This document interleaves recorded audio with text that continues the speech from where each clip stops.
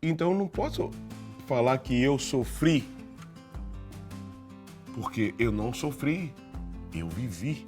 Leitura da carta emocionante do Adriano para o site The Players Tribune, recapitulando sua história desde a infância. Como ídolo da Inter, a parada brusca e prematura. Link para a carta está na descrição, já deixa seu like e vem ouvir a história do imperador contada por ele mesmo. Eles disseram que eu tinha sumido. Adriano larga milhões. Adriano está drogado. Adriano sumiu nas favelas. Você sabe quantas vezes eu vi essas manchetes? Caramba. Bom, aqui estou eu, sorrindo bem na sua frente. Você quer saber a verdade? Direto de mim? Sem caô? Então puxa uma cadeira, cara, porque o Adriano tem uma história pra você.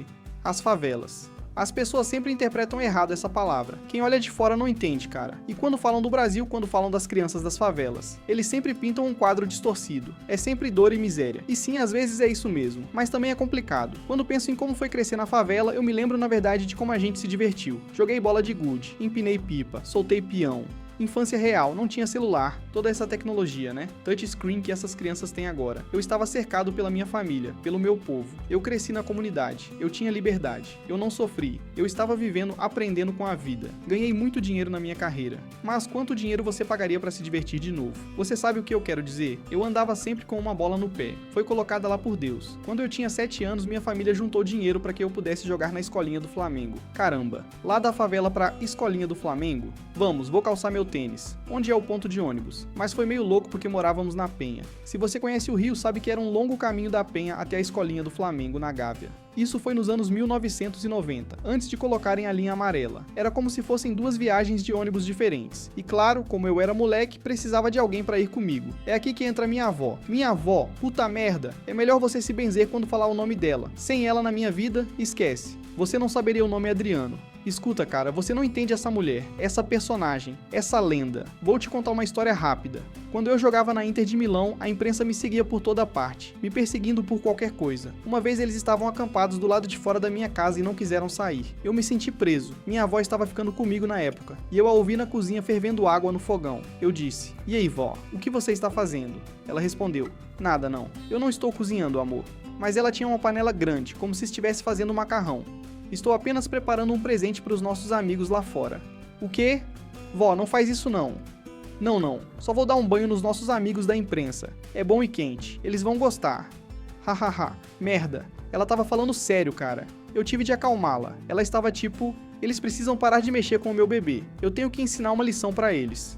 Então essa é a minha avó, ok? Você entende agora? Quando eu era criança, ela ia comigo no ônibus todos os dias para o treinamento. E como não tínhamos muito dinheiro, minha avó costumava fazer pipoca pra gente comer. Ou de vez em quando ela cortava um pedaço de pão e botava um pouco de açúcar no meio. Coisas simples. Era o que tinha. Mas às vezes as coisas simples têm o melhor sabor, né? Ainda mais quando você está com fome. Lembro do gosto dessa pipoca até hoje. Enfim, assim que o treino começava, o que minha avó fazia? Ia tomar um café? Não, cara, ela fazia questão de ficar lá me assistindo jogar por horas. O mais engraçado é que ela não sabia falar meu nome. Desde que eu era um bebê, ela me chamava de Adeirano. Então, durante o treino, ela gritava com as outras crianças: "Solta a bola pro Adirano, meu filho." Eu tinha que insistir com ela: "Vó, fica quieta, você não pode falar assim." Depois, na volta pra casa, ela dizia: "Adirano, meu filho, corre pra cá, corre pra lá. Por que você não foi pro outro lado? Por que você não chutou pro gol, amor?" Hahaha. Cara, ela realmente me cobrava. Ela era Mourinho antes do Mourinho. Implacável. Fizemos essa rotina por uns 8 anos. Todo dia. Juntos. Eu nunca esquecerei. Nunca. Nunca. Nunca. Nem sei quantas horas passei no ônibus com minha avó. Essa foi a nossa vida inteira. Como é que estuda? Eu repeti a 5ª série 3 vezes. Minha avó sacrificou sua vida para que eu pudesse tentar ser um jogador de futebol. E então um dia, do nada, todo o sonho estava acabando. Acredita? Quando eu tinha 15 anos, o Flamengo ia me dispensar. Eu ia ser mandado embora, mas quando Deus bota a mão, esquece.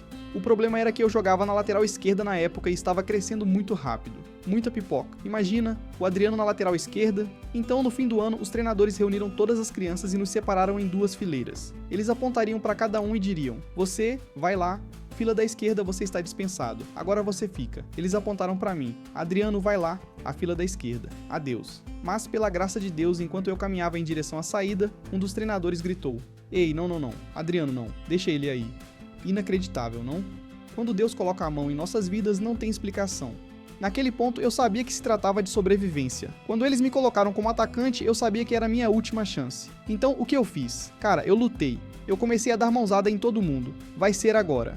Isso é outra coisa que quem vê de fora não entende. Quando você é um atacante, não está numa corrida. Não.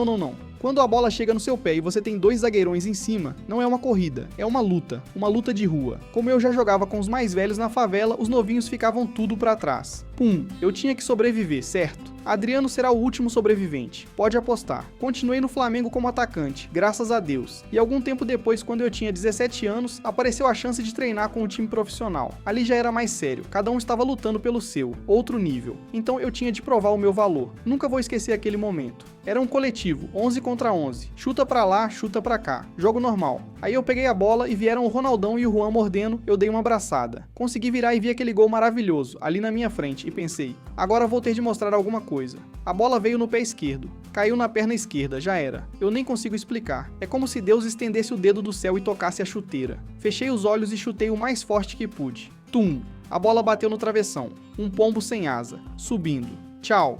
Cara, juro por Deus, a bola voltou no meio campo. Não sei explicar. Reparei na expressão de todos. Os jogadores, os treinadores, todos. Eles ficaram impressionados, tipo, é esse moleque mesmo? E me lembro de ter agradecido. Obrigado, papai do céu me abençoou, vambora. Poucos meses depois fui convocado para a seleção brasileira. Tudo aconteceu muito rápido. Eu ainda morava com meus pais na época. E na verdade eu estava tirando uma soneca quando eles anunciaram a seleção na TV. Minha mãe entrou na sala gritando, meu filho, e eu lá roncando pra caramba. Ela disse, tu foi convocado. Hã? Que? Para de brincadeira. Saí da cama e vi meu nome na TV. Pô, fala sério. Eu tinha 18 anos e morava na favela. Como é que você pode dizer que não fui tocado por Deus? Minha história não tem muita lógica nem mesmo pra mim. Um ano depois fui pra Inter de Milão e algumas pessoas passaram a me chamar de Imperador. Não fiz nadinha, cara. Como você pode explicar isso? Quando ele quer já era. Não tem explicação. Graças a Deus. Lembro que tinha acabado de chegar à Itália e não sabia o que estava acontecendo. Eu olhava pra aqueles caras. Seedorf, Ronaldo, Zanetti, Toldo. Caramba. Ficava admirado com eles. O Seedorf andando pelo vestiário, sem camisa, 7% de gordura corporal naquele filho da mãe. Tem que respeitar. Nunca vou esquecer o primeiro jogo contra o Real Madrid, um amistoso no Santiago Bernabéu, e eu entrei durante a partida. Pouco depois sofri uma falta fora da área e eu peguei a bola pra bater. De repente, adivinha quem vem atrás de mim dizendo, não, eu vou bater. Materazzi, zagueirão daquele tamanho, com ele a porrada come. Eu mal conseguia entender o que ele estava dizendo, porque eu não falava italiano ainda. Mas eu entendi que ele não estava gostando de alguma coisa. Não. Ele queria pegar a bola. Mas o Seedorf chegou e disse, não, quem vai bater é o Adriano. Ninguém mexe com o Seedorf. Aí o Materazzi saiu fora. E o que é tão engraçado é que se você assistir ao vídeo, vai ver o Materazzi parado com as mãos na cintura pensando, esse filho da mãe vai mandar a bola pra fora do estádio. As pessoas me perguntam o tempo todo sobre aquela cobrança de falta. Como você chutou a bola com tanta força? Eu digo a eles, cara, não sei. Eu bati com a esquerda e Deus fez o resto. Canto superior do Casillas. Eu realmente não consigo explicar, simplesmente aconteceu. Esse foi o início de um caso de amor com a Inter. Até hoje a Inter é o meu clube, eu amo Flamengo, São Paulo, Corinthians, amo muitos dos lugares onde já joguei, mas a Inter é algo especial pra mim. A imprensa italiana? Ok, essa é outra história, hahaha. Mas o clube Inter de Milão, o melhor, cara. Me dá arrepio só de lembrar de como a torcida cantava no San Siro.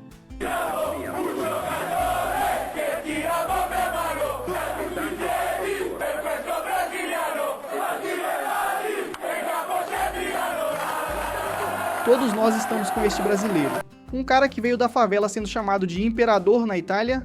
Eu nem tinha feito muito ainda, e todos estavam me tratando como um rei. Foi louco. Lembro da minha família vindo do Rio pra me visitar.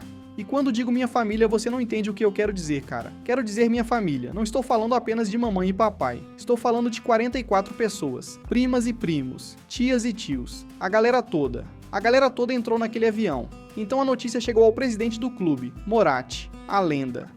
E ele disse, ei, este é um momento especial para o garoto. Vamos pegar um ônibus para a família dele. Moratti reservou um ônibus só para a minha família. Você pode imaginar 44 brasileiros em turnê pela Itália? Hahaha, que cena. Foi uma festa só. Esta é a razão pela qual nunca direi uma palavra ruim sobre o Moratti ou sobre a Inter. Todo o clube deveria funcionar assim. Ele se importava comigo de verdade, como pessoa. Agora eu sei o que você está pensando. Mas Adriano, por que você se afastou do futebol? Por quê? Todas as vezes que volto pra Itália me perguntam isso. Às vezes acho que sou um dos jogadores de futebol mais incompreendidos do planeta. As pessoas realmente não entendem o que aconteceu comigo. Eles entenderam a história toda errada. É muito simples, pra falar a verdade. No intervalo de 9 dias eu fui do dia mais feliz para o pior da minha vida. Eu fui do céu ao inferno. Sério. 25 de julho de 2004, a final da Copa América contra a Argentina. Todo brasileiro se lembra desse jogo. A gente estava perdendo para aqueles desgraçados nos minutos finais. Eles estavam catimbando, zoando com a gente, tentando entrar na cabeça dos jogadores brasileiros para ganhar tempo. Luiz Fabiano queria dar soco em todo mundo. Hahaha. Esquece o jogo. Vamos pegar esses caras de porrada. O que aconteceu depois parecia um sonho, cara. Um filme. Uma música. Não sei o que foi, mas não parecia a realidade. Bola alta na área. Confusão. Corpos, cotovelos, eu não conseguia ver nada. Se você assistir ao vídeo, eu coloco meu cotovelo pra cima pra acertar em alguém. De repente a bola sobra no meu pé, um presente do céu. Eu pensei, vem cá, Tum. Estaria mentindo pra você se dissesse que sabia onde estava mirando. Eu apenas bati com a esquerda, o mais forte que pude. Tum, beijo do gordo para os argentinos. A bola balançou a rede e não sei explicar a sensação. Incrível.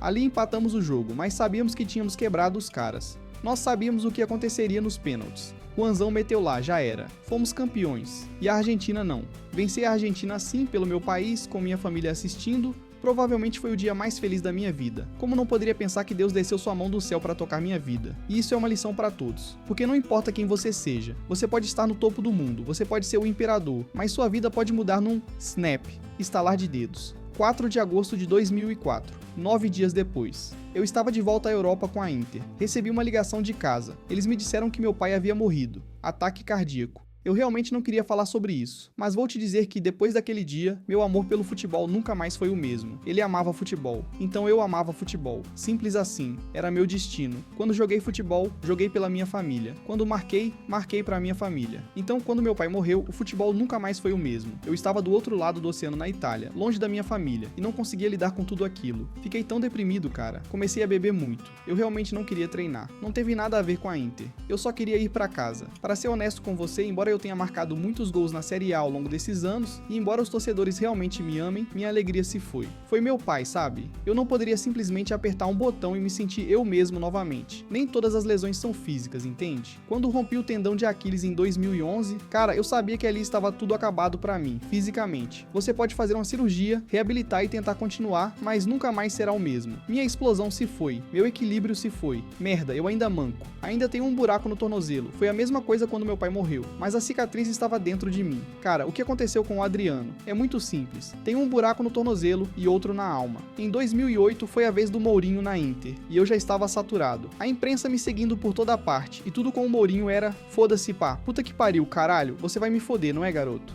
Eu dizia: o que foi, cara? Não aguentava mais. Não conseguia mais jogar com aquela paixão. Daí fui convocado para a seleção brasileira e antes de sair o Mourinho falou: você não volta mais. Você já sabe. E não voltei mais. Passagem só de ida. Sim, talvez eu tenha desistido de milhões. Mas quanto vale a sua paz de espírito? Quanto você pagaria para ter de volta a sua essência? A imprensa às vezes não entende que somos seres humanos. Era muita pressão ser o imperador. Eu vim do nada. Eu era um garoto que só queria ir jogar futebol e curtir com os amigos. E eu sei que não é algo que você ouve de muitos jogadores hoje em dia, porque tudo é muito sério e há muito dinheiro envolvido. Mas estou apenas sendo honesto. Nunca deixei de ser aquele moleque da favela. A imprensa dizia que eu tinha desaparecido. Eles falavam que eu tinha voltado para a favela e estava me drogando, e mais um monte de merda. Publicavam fotos minhas dizendo que eu estava cercado por criminosos e que minha história era uma tragédia. Quando eu escuto uma coisa dessas, só rindo mesmo, porque eles não têm a mínima ideia do que acontece na minha vida. Eles não sabem como isso pode machucar uma pessoa. Voltei para o meu povo, meus amigos, minha comunidade. Eu não queria morar num castelo, isolado de tudo e de todos. Voltei para as pessoas que me conheciam quando eu era o adjirrano que comia pipoca. Claro, tudo tem um preço. Eu estava fora de forma, física e mentalmente. Eu sabia que precisava de ajuda. Então acabei indo para o São Paulo para buscar suporte do Refis. Na época o SPFC tinha alguns dos melhores médicos do mundo. Comecei a consultar com um psicólogo para me ajudar a lidar com minha depressão. E fui capaz de me reabilitar. E é aqui que tenho de dar um carinho ao Moratti, porque ele sempre me apoiou. Ele me deixou à vontade, porque ele sabia o que eu estava passando. Fui e voltei algumas vezes da Itália para o Brasil, mas no final não consegui mentir para ele. Um dia ligamos para o Moratti, que me perguntou: Adriano, você quer ficar aí um pouquinho? E eu disse a ele: quero sim, não vou mentir para o senhor. E ele aceitou prontamente. Ele me deixou sair em paz, e eu o respeito muito por isso. Adriano desistiu de milhões para voltar para casa. Sim, talvez eu tenha desistido de milhões. Mas quanto vale a sua paz de espírito? Quanto você pagaria para ter de volta a sua essência? Na época eu estava desolado com a morte do meu pai. Queria me sentir eu mesmo novamente. Eu não estava drogado. Isso nunca. Eu estava bebendo? Sim, claro. Merda, sim, eu estava. Saúde. Mas se quiser testar, te juro por Deus, você não vai encontrar droga nenhuma no meu sangue. O dia em que eu usar droga é o dia em que minha mãe e minha avó vão morrer. Bebida alcoólica? Ah, isso vai dar mesmo, bastante. Até porque eu gosto de tomar um Danone. Quando voltei pro Rio pra jogar pelo Flamengo, não queria mais ser o Imperador. Eu queria ser o Adriano. Eu queria ter prazer novamente. Vou contar a real sobre esse time do Flamengo. O grupo foi maravilhoso porque era de verdade. Não era só eu não, cara. O grupo. Às vezes a gente chegava pro treino não pelo futebol, mas pela resenha depois. Assim que o treino acabava, pum. Hora de tomar um querosene. Hora da resenha. Direto para o mercado produtor. Todo o time. Até as esposas já sabiam, estaremos em casa à meia-noite. Hahaha. No treino do dia seguinte, se alguém estivesse cansado, o outro dizia, vou correr pra você. E se um estava ferrado, o outro dizia, vou correr por ele, deixa comigo. Sempre fizemos tudo juntos, cara, e vencemos. Demos um Brasileirão para o Flamengo depois de 17 anos. Foi especial. Nunca fui completamente o mesmo depois que meu pai faleceu, mas naquela temporada eu realmente me senti em casa. Senti alegria novamente. Eu voltei a ser o Adriano. Adriano era o menino da favela. Adriano era o menino do ônibus com sua avó. Adriano era o garoto que o Flamengo ia dispensar. Adriano foi o menino que lutou. Adriano foi o que sobreviveu. Nunca deixei de ser essa pessoa. O dinheiro, a fama, o reconhecimento. Nada muda como você nasceu, entende? Eu não ganhei Copa do Mundo. Também não ganhei a Libertadores. Aquele Washington safado. Mas quer saber? Eu ganhei quase tudo. E eu tive uma vida incrível. Sempre tive muito orgulho de ser o imperador. Mas sem Adriano, o imperador não presta. Adriano não usa coroa. Adriano é o menino da favela que foi tocado por Deus. Você entende agora? Você vê? Adriano não sumiu nas favelas. Ele apenas voltou para casa.